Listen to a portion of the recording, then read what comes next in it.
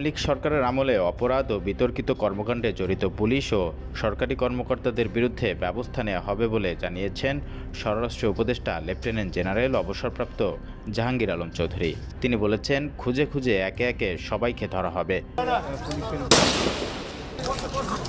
বুধবার সকালে আনসার ও ভিডিপি সদর দপ্তর পরিদর্শন শেষে সাংবাদিকদের সাথে আলাপকালে তিনি বলেন, যেসব পুলিশ কর্মকর্তার বিরুদ্ধে অভিযোগ রয়েছে এবং যাদের ভূমিকা ভিডিও ফুটেজে ধরা পড়েছে তাদের বিরুদ্ধে আইনগত ব্যবস্থা নেওয়া হচ্ছে। প্রতিদিন 2 থেকে 1 জন করে ধরা পড়ছে।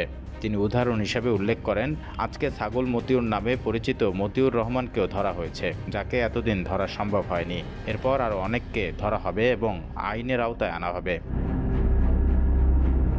স্বরাষ্ট্র উপদেষ্টা আরও বলেন, সব একদিনে ধরা যায় না, অনেকে লুকিয়ে আছেন, কিন্তু একে একে তাদের খুঁজে বের করা হবে। বিতর্কিত পুলিশ কর্মকর্তাদের তালিকার বিষয়ে তিনি বলেন, এ ধরনের তালিকা পুলিশ সদর দপ্তরে জমা দেওয়ার জন্য অনুরোধ জানানো হয়েছে।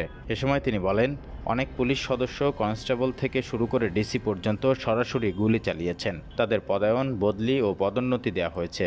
তবে এসবের বিষয়ে ইনকোয়ারি চলমান রয়েছে। স্বরাষ্ট্র উপদেষ্টা বলেন, যাদের বিরুদ্ধে তথ্য প্রমাণ পাওয়া যাবে তাদের বিরুদ্ধে কঠোর ব্যবস্থা নেওয়া হবে। এছাড়া তিনি সাংবাদিকদের ধন্যবাদ জানান, বিশেষ করে পার্শ্ববর্তী দেশের অপপ্রচারের বিরুদ্ধে সঠিক ও স্বচ্ছ সাংবাদিকতার জন্য। তবে তিনি আরও বলেন, অনুসন্ধানী সাংবাদিকতা আরও বাড়ানোর জন্য আপনাদের অনুরোধ জানাই।